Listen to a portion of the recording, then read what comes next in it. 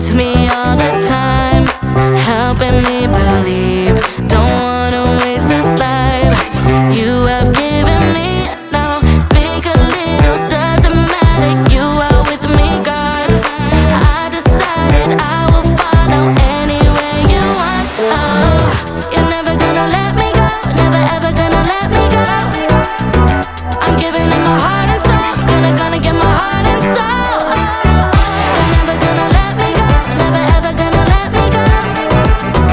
I'm giving it my heart and soul, gonna give my heart and soul. I'll give my all to you, whatever you choose. I'll give my all to you, whatever you choose for me to do.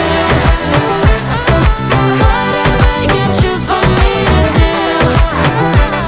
My all to you. With you I'll overcome, I'll be your hands and feet. I'm trusting in you, God.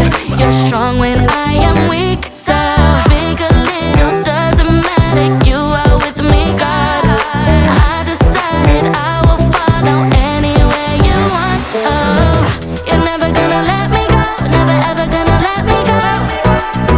I'm giving it my heart and soul, gonna give my heart and soul.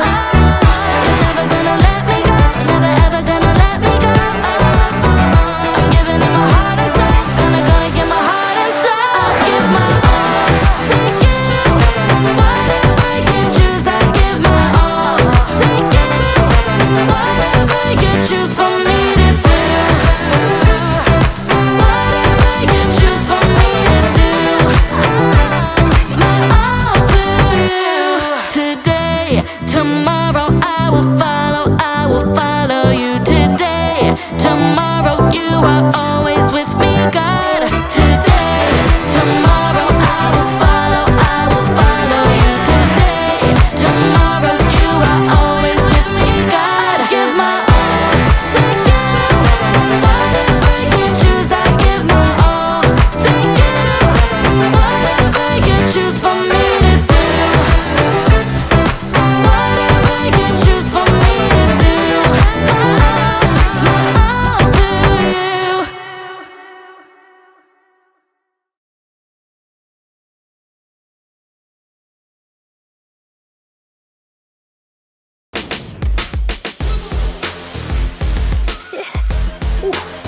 Hey everyone! Welcome to Story Lab. This week we're talking about peace, while we take a look at the story of a very courageous woman who raised the volume in a creative way to solve a big problem.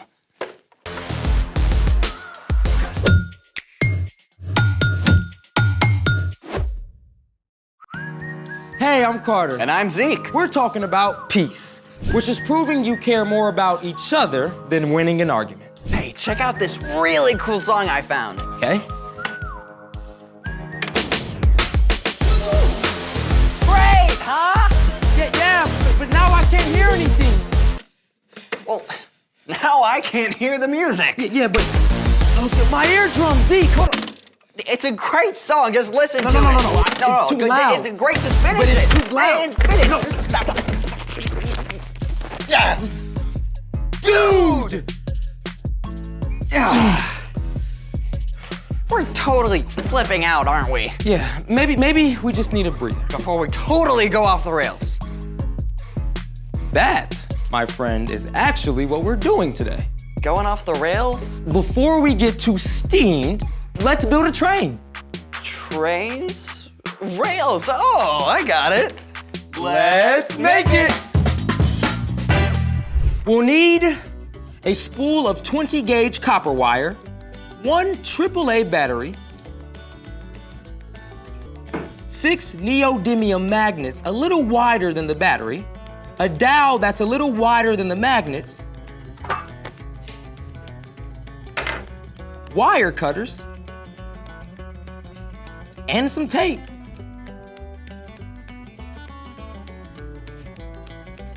Oof, I should have found all this stuff first. All aboard! Whoa, thanks, Zeke. Let's do this. First, tape one end of the wire to the dowel rod.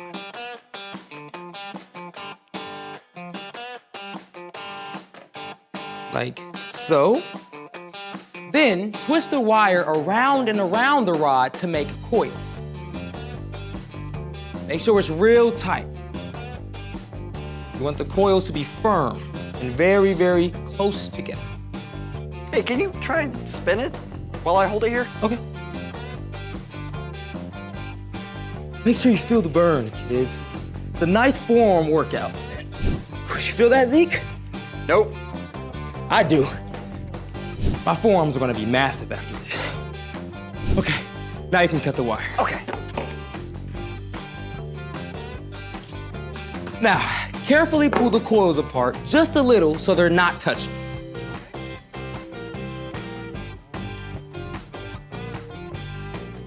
So coily. Oh, wait. Before we go any further, Safety first! this coil and the battery can get very hot during our experiment. And neodymium magnets are super strong and super pinchy. So make sure you have a grown-up with you. So, this is the train track? Exactly. Now, take your AAA battery and the magnets and stack 3 magnets on each side of the battery. It's a little bit of a struggle pulling them off. There you go. All right. Each side, on that 1, side. 2. Perfect. All right, now, let's get this train moving. And go. Push it a little bit more. I think we've been derailed. I think maybe I can get us back on track. Aha! These 2 sets of magnets are attracted to each other. You say that like it's a bad thing. In this case, it is. They need to repel or resist each other. Why is that? Every magnet has a north pole and a south pole. To make the train move, the north poles from each magnet stack have to point in opposite directions so the stacks repel each other. You might have to flip them if they don't work the first time. Well, let's try it. There we go, let's try it again. 1 and 2. Ready? All aboard! So cool! Nice! Wow! That's amazing! Yeah. Science for the win! Yep. The battery is a source of electricity. The coil conducts electricity.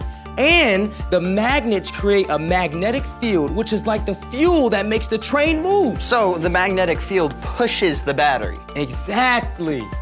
Want to see if we can make our train turn? Oh, yeah. Sweet! Who knew repelling could be so attractive? Speaking of which, there's a guy who repels everyone in today's story. It's time for... The story before the story.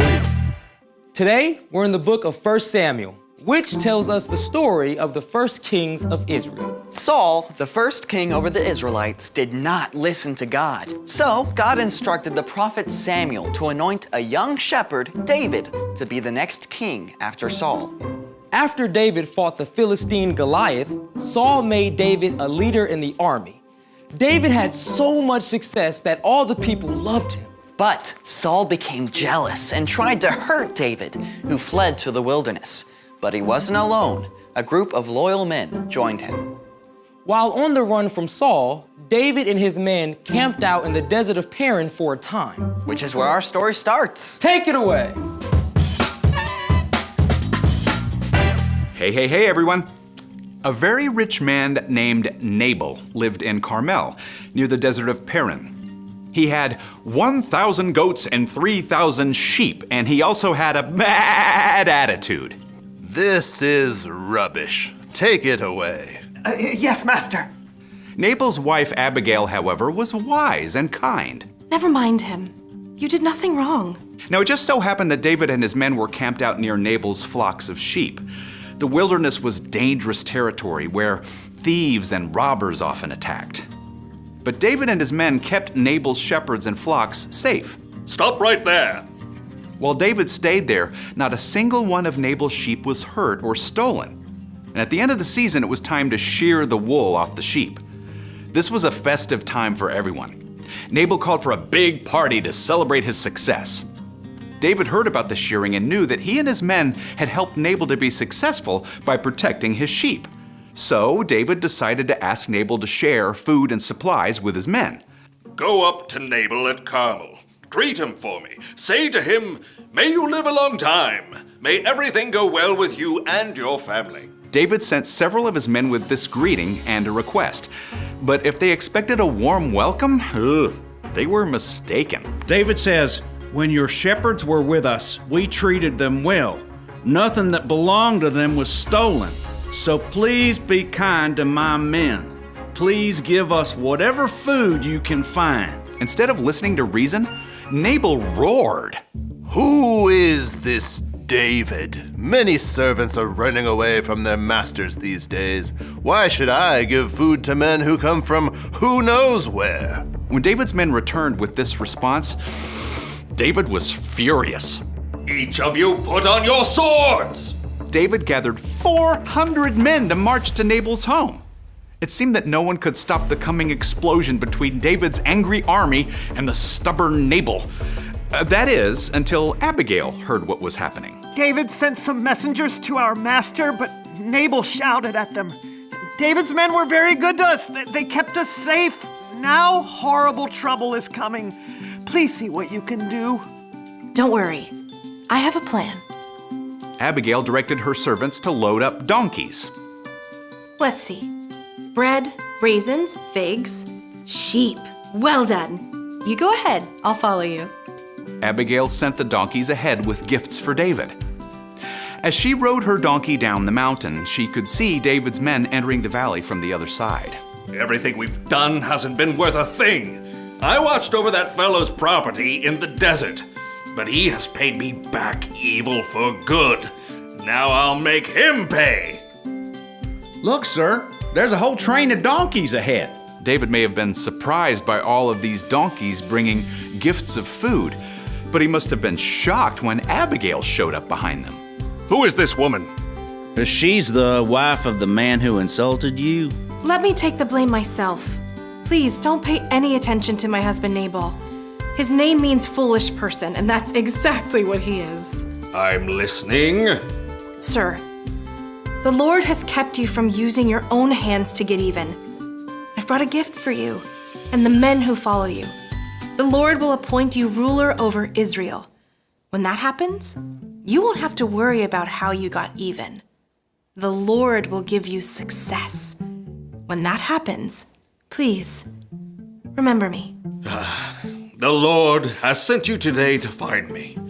May the Lord bless you for what you have done. You have kept me from using my own hands to get even. Praise God. Go home in peace. I've heard your words. I'll do what you've asked. Abigail faced a difficult situation. She knew she couldn't make Nabal listen, so she chose to go to David instead. She stepped up with courage and creativity and stopped what would have been a terrible fight. The end. Wow, that was a close one. Yeah, Abigail kept her cool and was able to find a peaceful solution to a big problem. So, What's our part in this story? Well, like Abigail, you can help others make peace when they don't see eye to eye. maybe if your friends are arguing over what movie to watch, you could suggest a different movie that you all like. Or even a totally different activity. Some of my friends get very intense when we shoot hoops. So I try to make everyone laugh and remember it's just a game. Then we all chill out and it's fun again. What about the times when trying to make peace doesn't seem to work? Well, that's a great time to bring in a grown-up to help. Yeah, like a parent or guardian or teacher. The most amazing peacemaker of all was actually born into David's family line about 1,000 years later. Can anybody guess who it is? Jesus! That's right. Jesus made a way for us to be in relationship with God, no matter who we are or what we've done. And because of Jesus, we can have peace with God. And that fills me with peace. Same. Well, guys, it's been fun. Thanks for having me. See you next time. So, here's the thing. You can help others make peace. Even people who sometimes repel you. Peaceful. I think we need a soundtrack. Oh, it doesn't have to be quite that loud. Perfect. Thanks for joining us in the Story Lab. See you next time. Peace!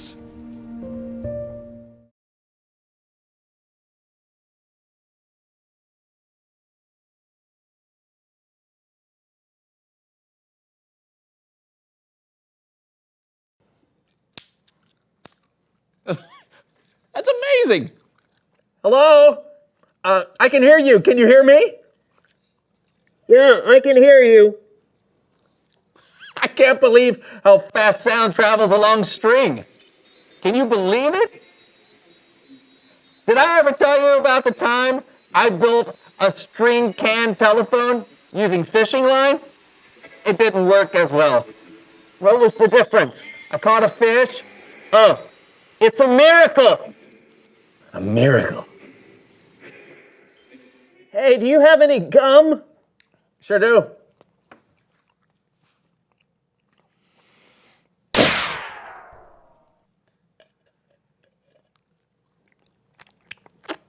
Thanks. Oh, you're welcome. You're welcome!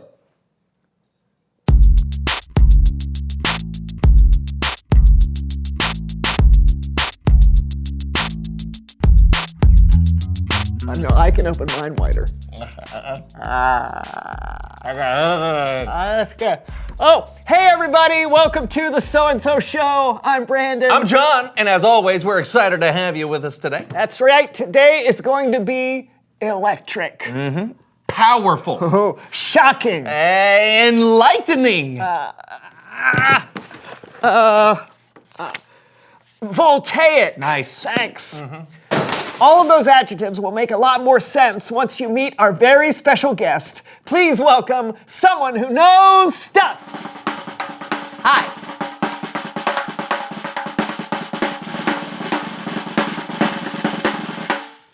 Oh, hey, come on in. Whoa. Yeah, have a seat. Yeah, please do. Please do. Here you go. Thank you. Yep.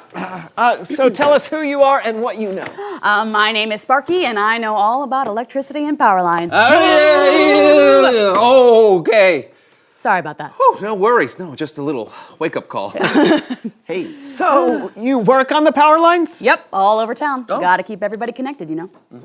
So we definitely appreciate that. Yeah, I mean, just last week, a bunch of birds attack a line, and 14 houses lost power until I climbed up there and got the birds off. You know, I told them, Hey. that's bird for get off of there, these people need power. Wow. You know, they flew away pretty quickly, and I fixed the line right up. Effective. 4 seconds off the clock! Shannon's got the ball! He goes for 3 from the corner! It's good! It's good! The Flapjacks win! So yeah, birds can be a menace to power lines. What just happened? Yeah, are you listening to the game with earbuds or something? Oh, did I pick up a radio station again? Pitfalls of the job. Oh, that's odd. Yeah, but oddly convenient. Hey, go Flapjacks! Hey! Hey, Flapjack! So, Sparky, what's your favorite thing about your job? Lots of things. I like the adventure of being up high, getting a sky view of the city, knowing all the intricacies of how electricity works. I mean, the lines have to be connected just right. That was Mel, Solomon, and Greg with their chart-topping holiday classic, There's a Squirrel in My Christmas Tree. You know what that sound means. The 27th caller wins 2 tickets to the Monster Golf Cart Derby in Sheboygan this Thursday. That's 55542. Yep, lots of things I like about the job. What? 55542. 42 what?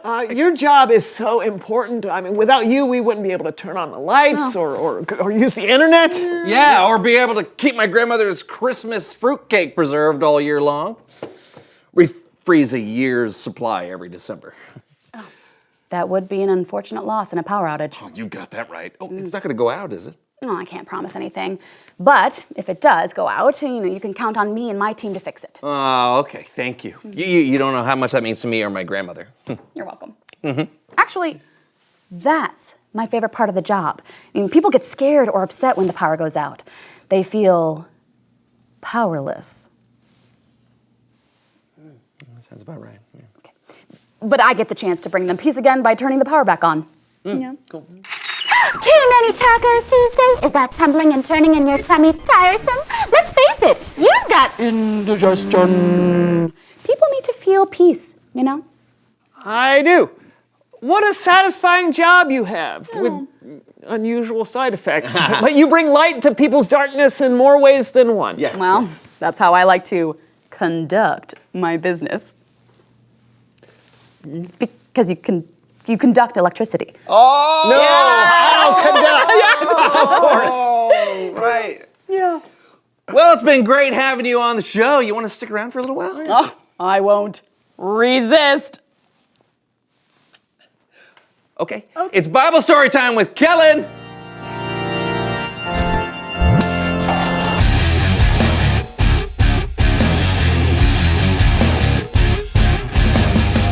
Hey, everyone. Hey, Kellen. Hey, we've got a friend on the show with us today. Mind if she hangs out for the Bible story? That would be perfect. I could use the help of all three of you. Oh, sounds good. What for?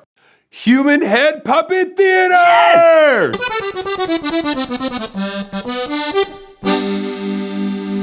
Today's story comes from the book of 1 Samuel. Now, you might have heard of the story of a shepherd boy named David who defeated a giant named Goliath. Well, after that, but before David became king of Israel, he and his men were staying in the desert of Paran. Nearby, in a place called Carmel, was a man named Nabal. Nabal owned a bunch of goats and sheep, and he was super wealthy. I am Nabal. I love my money and my land and most of all, my sheep. You love your sheep most? Oh, and of course you, my wife, Abigail, I love you equally as much as my sheep. Thank you. Now, who wants a haircut? So it was sheep shearing time for Nabal, which was usually a great time of celebration because sheep's wool could be sold for a lot of money. And when David heard that Nabal was clipping the wool off his sheep, he thought it would be a good time to ask Nabal for a favor. So David sent a message to Nabal.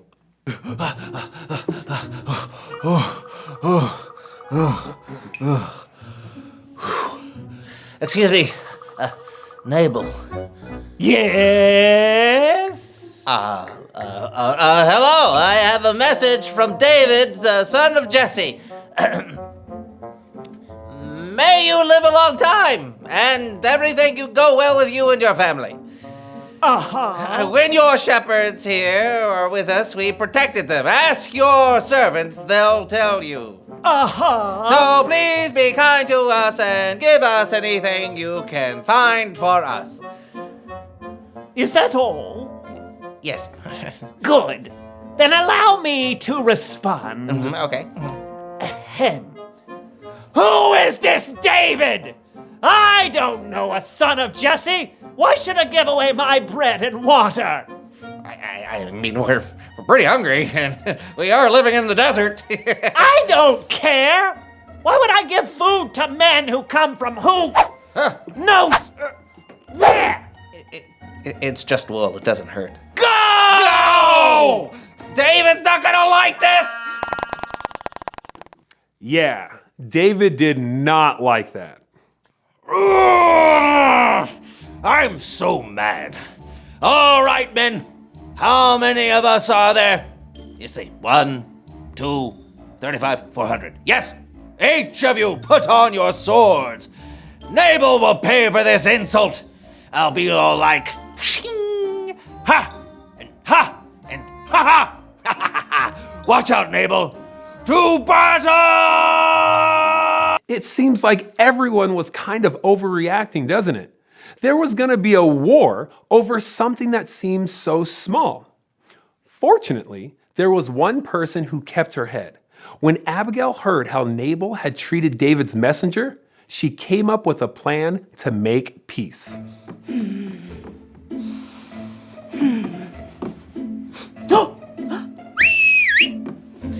Yes, Abigail? Pack up 200 loaves of bread. Right. And 200, come back, and 200 cakes of fresh fig. Figs, got it. And 100 raisin cakes. Bread, figs, raisins. Check. What are you waiting for? Go! We've got to meet David and his men before they get here! Right! Abigail took a huge load of food out to David and his men. Pardon your servant, sir. Oh, hello. Please let me speak to you.